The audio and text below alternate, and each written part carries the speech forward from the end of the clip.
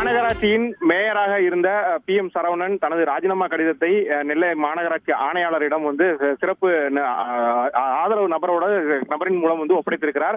அந்த கடிதத்தில் தான் ராஜினாமா செய்வதாகவும் குடும்ப சூழ்நிலையின் காரணமாக இந்த ராஜினாமா கடிதத்தை வழங்குவதாகவும் தெரிவித்திருக்கிறார்.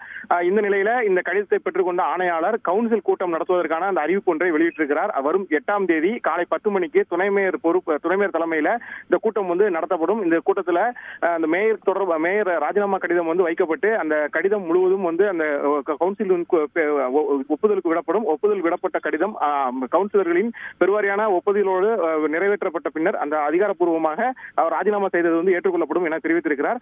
இந்த குடும்ப சூழ்நிலையின் காரணமாக அவர் ராஜினாமா செய்திருப்பதாக அந்த கடிதம் பெறப்பட்டதாகவும் அந்த கடிதத்தின் மூலம் அடுத்த கட்ட நடவடிக்கைக்கான அந்த தகவல்கள் மற்றும் அறிவிப்புகள் ஒவ்வொரு கவுன்சிலர்களுக்காக தெரியப்படுத்தப்படும் எனவும் ஆணையாளர் தரப்பில் தகவலாக தெரிவிக்கப்பட்டிருக்கிறது.